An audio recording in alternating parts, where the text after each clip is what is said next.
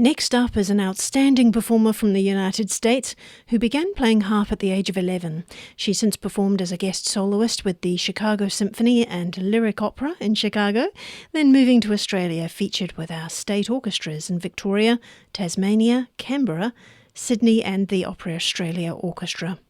Founding member of the Australian Harp Quartet, I'd like to welcome Emily Granger, performing Liena by the Australian composer Sally Greenaway. It's a contemporary classical piece with some jazz and just a touch of Piazzolla for fun. And that was Great Day by Nancy Gustafson.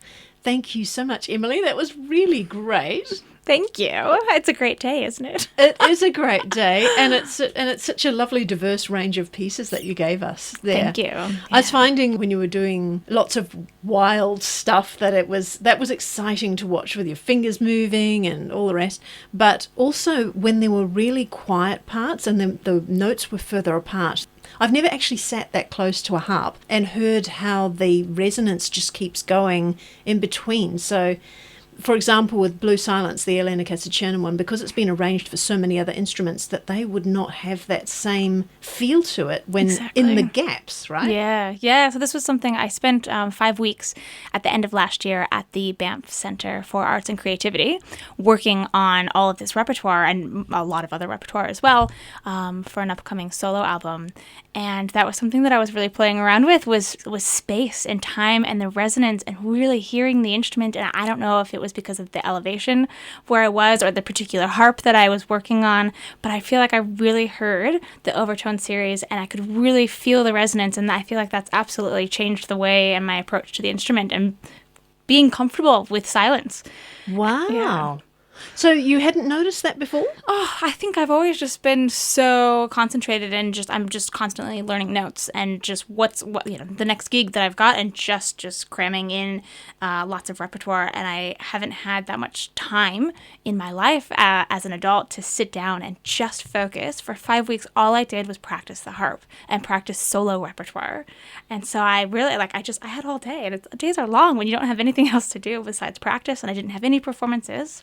And yeah, I think I actually gave myself the opportunity to really listen. Yeah.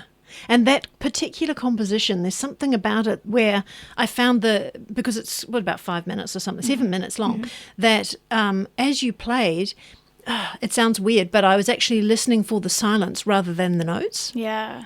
It's like reversed round. Yeah, very fascinating. I know, I love it. And it was really special to me because it was also in the height of all the bushfires that were going on here, right. And being so far away and just like having this time. I feel like I processed a lot of what was going on through this piece and learning this work.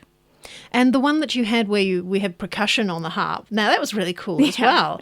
So based around the kayaking trip in the West Africa. Do you know the story behind that? I that's all that she's got in the title of the piece, is just that she went on this kayaking trip and she was inspired to write this piece, which I really love because I feel like a lot of compositions don't have that. They kind of don't happen so organically, but this particular piece has a very specific idea of kayaking down a river, and I've done that before in a canoe, and the challenges of that, and I may have capsized a few times, but it happens in the music as well, and but the idea of water and flowing, and okay, here we're coming up to some rapids, like hold on tight, and then you make it through, and it's just like this beautiful, joyous experience, and I think that comes through in the piece. Yeah, lovely.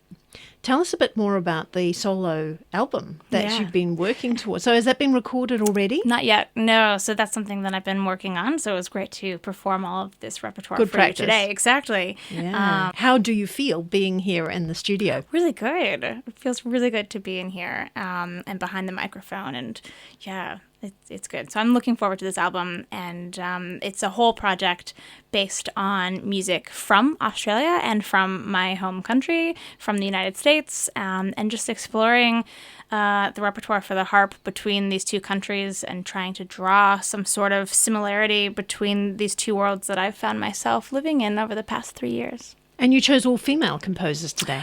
Today I chose all female. Yes, I did throw in a couple of male composers, including my fabulous fiance, Tristan Coelho. He's writing me a new piece for the album as well. Oh, for the album. Yeah. Beautiful. And so when will it be out, released? I'm planning on releasing it at the end of the year.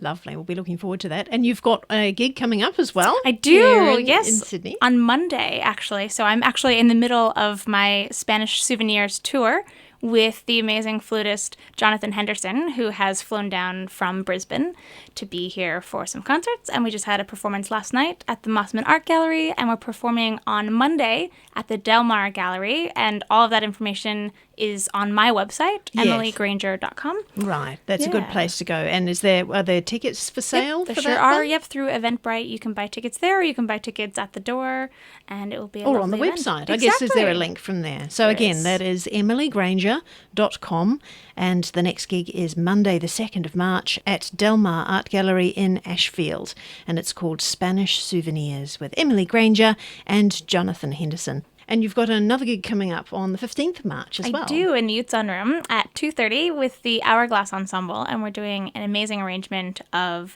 The Waltz of the Flowers from the Nutcracker. And so I might just play the little cadenza from you. Okay. Ah, yes, everybody's familiar with that one. Oh, yes, I think everyone's heard this one before. It's such a joy to play. So that one is Sunday 15th of March at the Utzen Room at the Yes. Sydney Opera House at 2:30.